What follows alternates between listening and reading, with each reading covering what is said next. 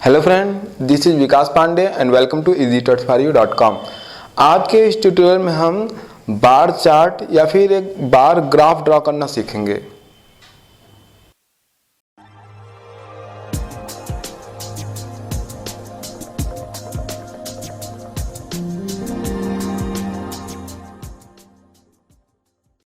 आज के इस वीडियो में हम देखेंगे कि किस तरीके से हम बार चार्ट या फिर बार ग्राफ ड्रॉ कर सकते हैं। जैसा कि हम जब कोई कैलकुलेशन बनाते हैं या फिर किसी कैलकुलेशन को हमको एक बार चार्ट के रूप में या किसी जो डेटा होते हैं उनको हमको बार चार्ट के रूप में ड्रॉ करना होता है स्क्रीन में, तो हम ग्राफिक्स के जरिए ये कर सकते हैं। इसके लिए हम दो फंक्शन का यूज़ करेंगे। सबसे पहले देखते हैं, मान लीजिए हमें कोई डेटा या फिर कोई आंकड़ा है जिसको यूज़र द्वारा हमको एक बार चार्ट के रूप में या बार ग्राफ के रूप में स्क्रीन पे डिस्प्ले कराना है। तो वो कुछ इस तरीके से होता है जिसमें x और y इस तरीके से एक्सिस होते हैं और उन डेटा को हम बार चार्ट या बार ग्राफ के रूप में इस तरीके से प्रेजेंट करते हैं।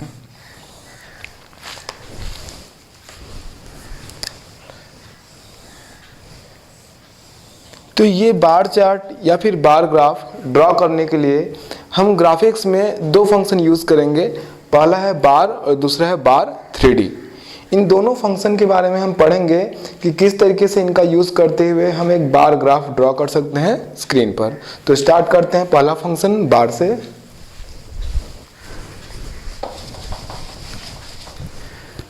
बार फंक्शन के बारे में देखते हैं। बार फंक्शन का हम यूज़ स्क्रीन पर 2D रेक्टेंगुलर बार ड्रॉ करने के लिए करते हैं।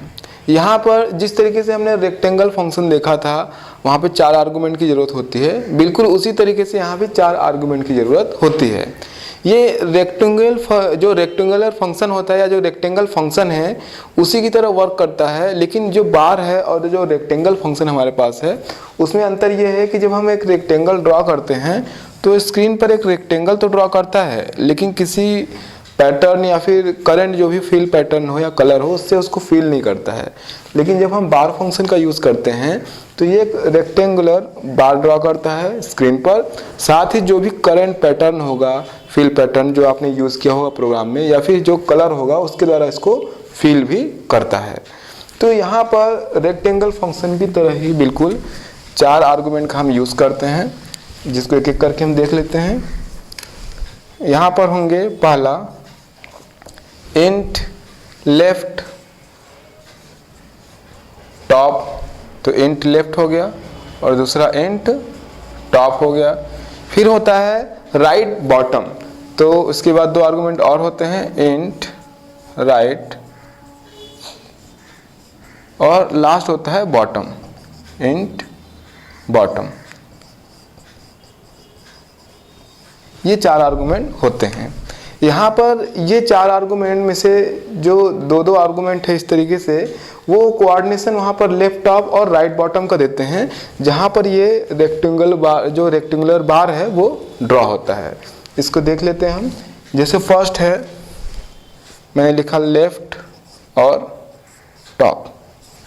तो ये जो शुरू के आर्गुमेंट हैं स्क्रीन पर, मान लीजिए ये स्क्रीन है, जैसा कि बिल्कुल हमने रेक्टेंगल में देखा था।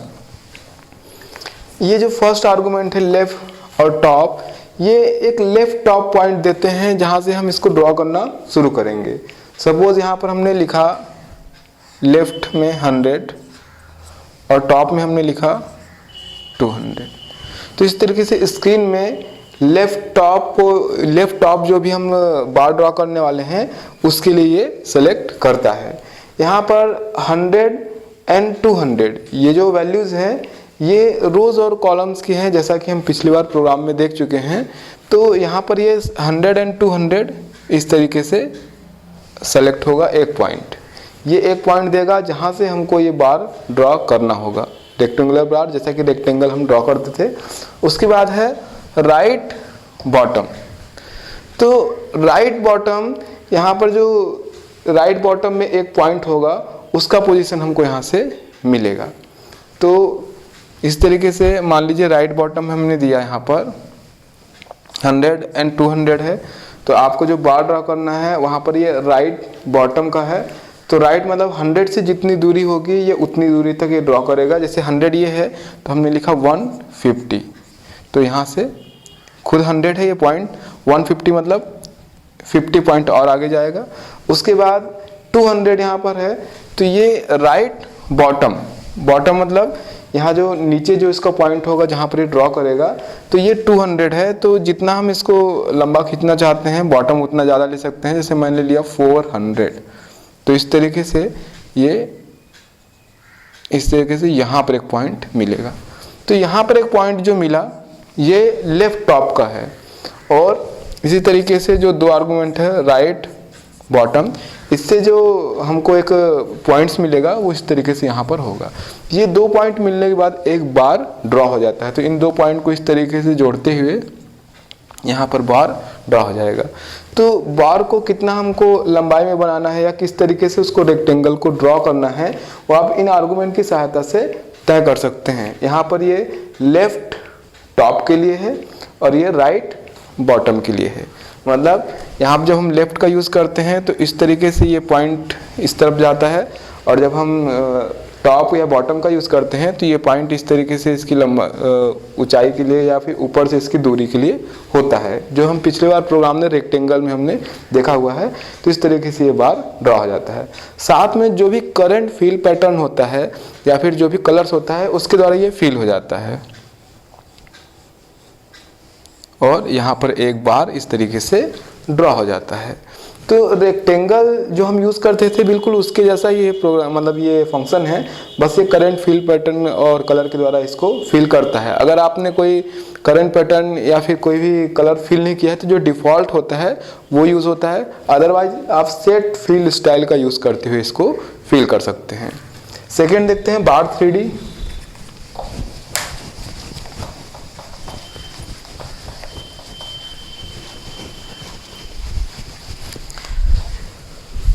जब हम बार फंक्शन का यूज़ करते हैं तो जैसा मैंने आपको दिखाया, एक इस तरीके से मान लीजिए यहाँ पर बार ड्रॉ हो गया। ये हमने एग्जाम्पल के लिए इस तरीके से लिखा फंक्शन को, बार 100, 200, फिर हमने लिखा 150 और 400। जैसा कि यहाँ पे हमें पता है कि ये यहाँ पर लेफ्ट ये टॉप के लिए, ये राइट के लिए और ये बॉटम के लिए। तो इस तरीके से हम जब लेफ्ट टॉप का यूज़ किया हम यूज़ करते हैं, मान लीजिए यहाँ पर एक पॉइंट हमको मिला, फिर राइट बॉटम का यूज़ किया तो हमको राइट बॉटम में ये पॉइंट मिला इनके कोऑर्डिनेशन से। तो इसके बीच में इस तरीके से ये बार ड्रॉ हो जाता है और जो भी करंट फील पैटर्न होता है उसके साथ ये फील हो जाता है, और जो भी कलर होता है करंट कलर उसके द्वारा ये फील हो जाता है, अगर हमने सेट फील स्टाइल से उसको सेट किया है तो। अब यहाँ पर बार 3D का यूज़ हम क्यों करते हैं? बार 3D का यूज़ जो हम बार ड्रॉ कर रहे हैं रेक्टेंगुलर, यही जो कि 2D में ड्रॉ हो रहा है इसको 3D तरीके से ड्रॉ करने में या फिर 3D रेक्टेंगुलर बार ड्रॉ करने के लिए बार 3D फंक्शन का यूज़ होता है। यहाँ पे ये जो चार आर्गूमेंट हैं जिसके द्वारा ये बार ड्रॉ हो रहा है ये तो बिल्कुल वही रहते हैं, केवल दो आर्गूमेंट उसमें और ऐड होते हैं, जिसमें एक डेप्थ होता है और दूसरा होता है टॉप फ्लैग। तो इस डायग्राम के जरिए समझेंगे कि वो दो आर्गूमेंट एक्स्ट्रा जो ऐड होते हैं वो किस लिए होते हैं। तो पहले मैं यहाँ पर बार 3D जो हम यूज़ करेंगे उसका मैं जितने आर्गूमेंट्स यूज़ होते हैं वो लिख देता हूँ। तो बार 3D में यूज़ होगा बार 3D। यहाँ पे इंट मैं शॉर्ट फॉर्म में लिख दे रहा हूँ लेफ्ट L, इंट टॉप के लिए T, इसी तरीके से इंट राइट के लिए R और इंट बॉटम B। ये आर्गूमेंट बिल्कुल वही आर्गूमेंट है जो कि बार फंक्शन में यूज़ होते थे। ये लेफ्ट टॉप कोऑर्डिनेशन 1 पॉइंट के लिए होता है और दूसरे पॉइंट के लिए राइट बॉटम कोऑर्डिनेशन होता है। ये 2 पॉइंट मिलने के बाद इनको इस तरीके से जोड़ दिया जाता है जिससे ये एक बार या फिर रेक्टेंगल तैयार होता है। अब जब हम बार 3D का यूज़ करते हैं तो एक आर्गूमेंट दो आर्गूमेंट और ऐड होते हैं। पहला है इंट डेप्थ,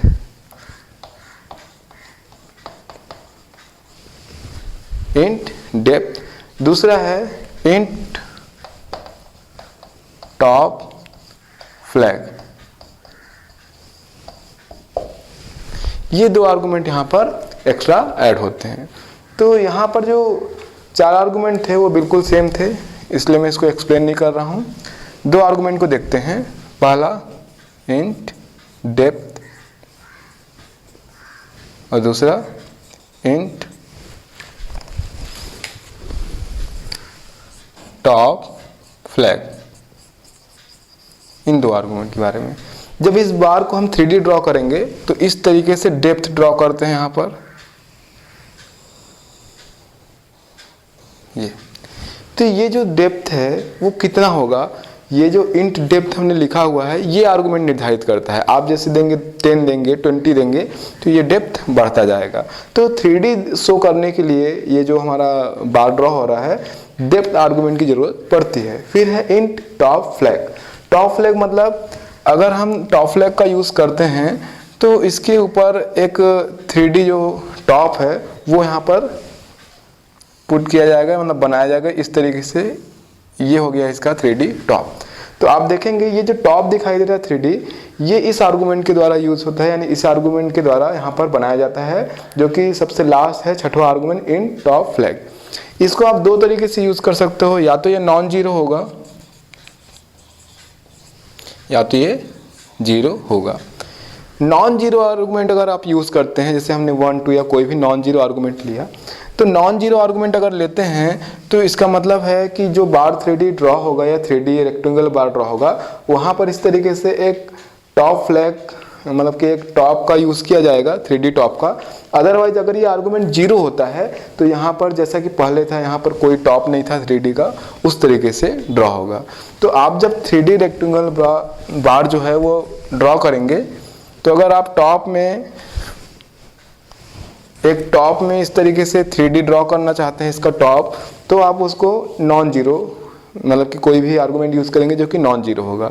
लेकिन अगर आप 6 आर्गुमेंट को जीरो यूज़ करते हैं, इसका मतलब है कि आपका बार तो ड्रॉ होगा जहाँ पे डेप्थ भी होगा, लेकिन वहाँ पर 3D टॉप नहीं होगा।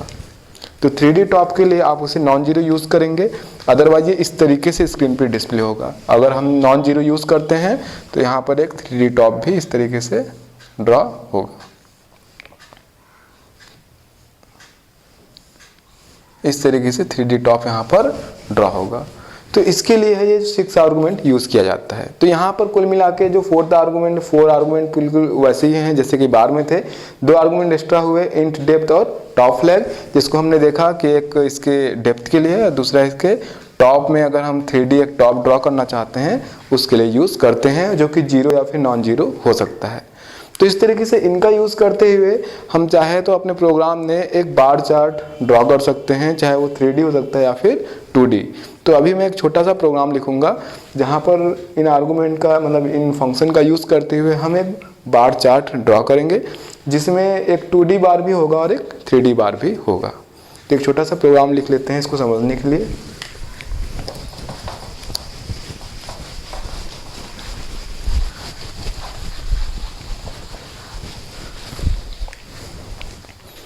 यहाँ पर जो बार 3D है बिल्कुल बार की तरह ही बार ड्रॉ करता है और करंट फिल पैटर्न या फिर कलर से उसको फिल भी करता है। अब हम एक छोटा सा प्रोग्राम बनाएंगे जिसमें बार और बार 3D दोनों का यूज़ करेंगे। स्टार्ट करते हैं program. Hash include stdio.h hash include conio.h और इसी तरीके से has include graphics.h।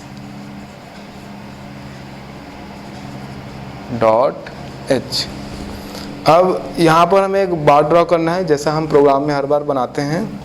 Int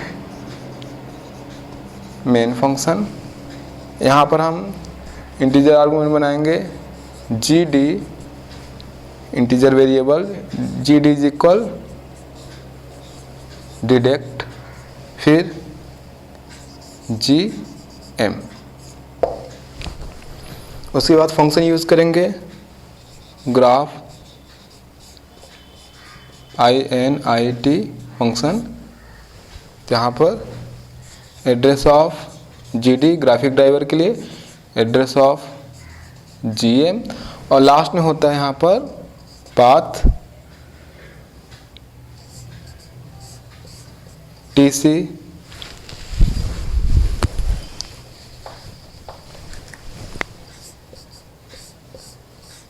TC BGI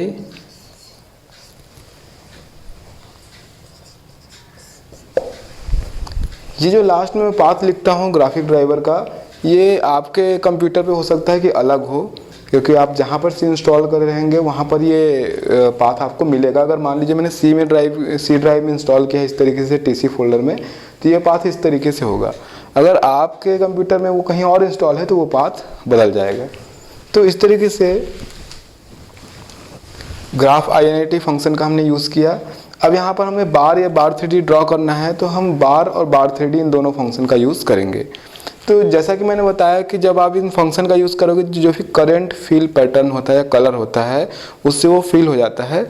तो उसके लिए यहाँ पर मैं सेट फिल स्टाइल का यूज़ कर लेता हूँ। सेट, इसको हम पहले पढ़ चुके हैं, फिल स्टाइल। अगर आपने इस फंक्शन के बारे में नहीं देखा है तो आप पिछले वीडियोस में देख सकते हैं। सेट फिल स्टाइल का यूज़ हम जो भी करंट पैटर्न है या कलर है उसको सेट करने के लिए करते हैं। यहाँ पर जो हम यूज़ करते हैं वो दो आर्गूमेंट होते हैं। पहला आर्गूमेंट होता है पैटर्न के लिए, जबकि दूसरा होता है कलर के लिए। मैं पहले भी बता चुका हूँ कि ये जो कलर है, पैटर्न है जो कि graphic.h में है, इनकी एक टेबल है जहाँ पर इनके लिए आप कांस्टेंट जो है वो भी यूज़ कर सकते हैं या फिर आप उनकी वैल्यूज़ यूज़ कर सकते हैं। जैसे कि मैं चाहूँ तो यहाँ पर रेड यूज़ कर सकता हूँ, RED कैपिटल में, या फिर उसके जो न्यूमेरिक वैल्यू है 4 वो भी यूज़ कर सकता हूँ। तो आप चाहे तो वहाँ पर सीधे कलर का जो कोड है या पैटर्न का जो कोड है वो जरूरी यूज़ कर सकते हैं, या सीधे सीधे उसका नाम जो कि graphic.h के अंदर है वो आप यहाँ पर यूज़ कर सकते हैं। तो मैं यहाँ पे नाम यूज़ कर लेता हूँ सॉलिड फिल, और कलर यहाँ पर यूज़ कर रहा हूँ मैं रेड। तो इस तरीके से ये फिल सेट फिल स्टाइल में सॉलिड फिल मैंने पैटर्न सेट किया। सॉलिड फिल मतलब वो पूरा कलर सॉलिड उसमें फिल होगा, और रेड ये कलर है जो कि इसके अंदर फिल होगा। तो पैटर्न और कलर सेट करने के बाद अब मैं एक बार ड्रॉ करूँगा। कुछ इस तरीके से लिखूँगा यहाँ पर बार, और बार का जो भी आर्गूमेंट है जिसे मैं यहाँ यूज़ कर लेता हूँ 100,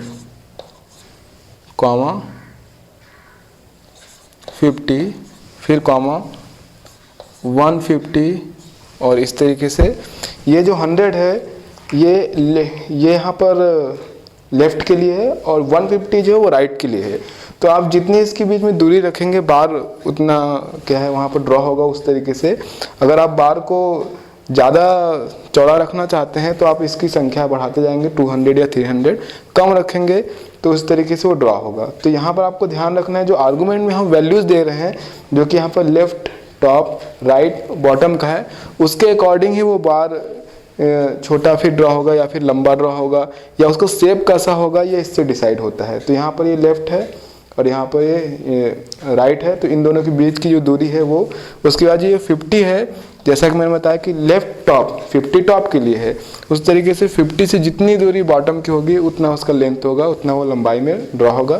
तो 50 है यहाँ पर, तो मैं यहाँ पर 150 लिख रहा हूँ, 100 इसको बढ़ा दिया गया।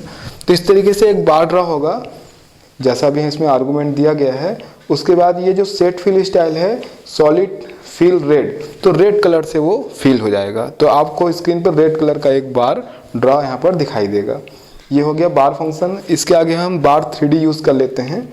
कंटिन्यू करते हैं प्रोग्राम को। वहाँ भी हम सेट फिल स्टाइल जो हमने यहाँ सॉलिड फिल यूज़ किया है वहाँ उसके लिए फिल स्टाइल हम चेंज कर लेंगे। प्रोग्राम में अभी हमने जो आर्गूमेंट दिया था वो इस तरीके से दिया था 100, 50, फिर दिया था हमने 150 और 150। तो यहाँ पर हमने जो आर्गूमेंट दिया हुआ था 50, 150 और 150, तो इस तरीके से 100 और 50 यहाँ पर मान लीजिए कि एक पॉइंट को सेलेक्ट करते हैं जो कि यहाँ पर लेफ्ट टॉप है, और दूसरा है 150, तो 100 से 50 दूरी पर इस तरीके से, और इसके बाद 50 से 100 है तो ये इसकी लंबाई के लिए होगा नीचे, यहाँ पे हमको एक पॉइंट मिलता है, तो इस तरीके से एक बार यहाँ पर ड्रा हो जाएगा जो कि करंट फिल पैटर्न हमने रेड दिया हुआ है, तो ये पूरी तरीके से रेड से फिल हो जाएगा। आगे बढ़ते हैं, बार थ्रेडी का यूज करते हैं।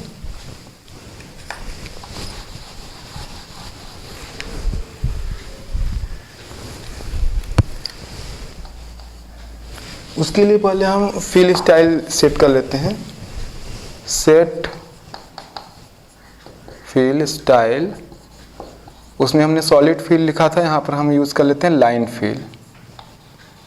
लाइन फिल, और कलर यूज कर लेते हैं येलो।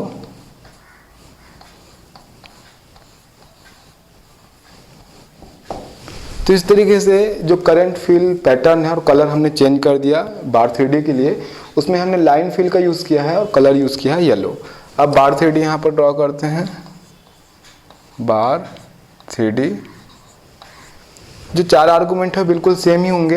अगर हम चाहते हैं कि इसके साइड में एक बार थ्रेडी ड्रॉ हो तो आर्गुमेंट को ध्यान देना होगा। यहाँ पे आर्गुमेंट था 100 और 50।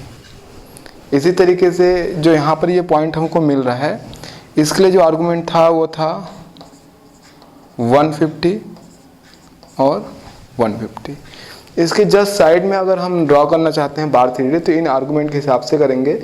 यहाँ पर जो लेफ्ट टॉप है जो कि 100 और 50 का हमने यूज़ किया हुआ है, और उसके बाद हमने राइट बॉटम का भी यूज़ किया है। राइट में हमने 150 तक यूज़ किया हुआ है, तो 150 के बाद ये यूज़ होगा आर्गुमेंट, इसको हम ध्यान रखेंगे। तो पहला हम रख लेते हैं आर्गुमेंट 200। ये हो गया हमारे लेफ्ट पॉइंट के लिए। तो मान लीजिए यहाँ पर लेफ्ट पॉइंट आपको मिल गया यहाँ पर। उसके बाद लेफ्ट टॉप, तो टॉप हम बिल्कुल वैसा ही रखेंगे जैसा कि इसका था, 50 था तो टॉप में हम 50 रखते हैं, 50। तो 200 मतलब यहाँ से इसकी दूरी है, और टॉप यानी 50 ऊपर से, तो यहाँ पे एक पॉइंट मान लीजिए कि हमको मिल जाएगा। उसके बाद बिल्कुल जैसा दूरी हमने वहाँ पे किया हुआ था, यहाँ से हम इस तरीके से एक बार ड्रॉ करना चाहते हैं, तो ये है लेफ्ट। राइट में 50 से दूरी करते हैं 250, और ये है टॉप। तो बॉटम में हम 100 दूरी इसकी कर सकते हैं, 100 लिख सकते हैं, 100 ऐड करके तो यहाँ पे देते हैं 150, जैसा कि पिछली बार हमने लिखा था। तो ऐसा करने पर एक बार यहाँ पर ड्रॉ हो जाएगा। लेकिन 3D में 2 आर्गुमेंट एक्स्ट्रा है जो कि डेप्थ के लिए है और टॉप फ्लैग के लिए है। तो डेप्थ के लिए मैं यूज़ कर रहा हूँ यहाँ पर 10, और टॉप फ्लैग के लिए यूज़ कर रहा हूँ यहाँ पर 1। जैसा कि मैंने आपको बताया था कि अगर आप नॉन जीरो यूज़ करेंगे तो वहाँ पर 3D टॉप होगा, अगर आप जीरो यूज़ करेंगे तो वहाँ पर 3D टॉप नहीं होगा। तो इसके बाद एक बार यहाँ पर इस तरीके से ड्रॉ हो जाएगा, और यहाँ पर डेप्थ 10 हमने दिया है, वो इस तरीके से ड्रॉ होगा, और इसमें एक टॉप 3D टॉप भी होगा इस तरीके से। तो ये जो बार ड्रॉ होगा ये 2D तरीके से होगा, यहाँ 2D, और ये 3D बार के रूप में ड्रॉ होगा। लाइन फिल हमने लिखा हुआ है, तो यहाँ पर एक पैटर्न फिल हो जाएगा। आगे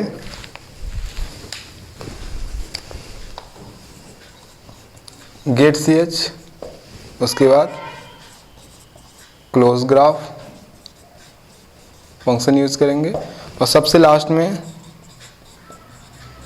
रिटर्न 0 और ये क्लोज। तो इस प्रोग्राम में हमने देखा कि अगर हम बार चार्ट या फिर बार ग्राफ ड्रॉ करना चाहते हैं तो किस तरीके से 2D बार या फिर 3D बार का यूज़ कर सकते हैं प्रोग्राम में, कैसे अलग अलग पैटर्न और कलर के साथ उसको तैयार कर सकते हैं। हम अपने प्रोग्राम में डेटा को ग्राफ के रूप में दिखाने के लिए, ये चार्ट तैयार करने के लिए इस फंक्शन का जो कि बार और बार थ्रेडी है यूज़ कर सकते हैं। आज के प्रोग्राम में हमने बार और बार थ्रेडी फंक्शन के बारे में पढ़ा, जिससे हम बार चार्ट ड्रॉ कर सकते हैं स्क्रीन में। आगे इसी तरीके से और भी फंक्शन हम देखेंगे ग्राफिक्स में। तब तक के लिए आप हमारी वेबसाइट easytouchforyou.com पे लॉगिन कर सकते हैं। तब तक के लिए बाय।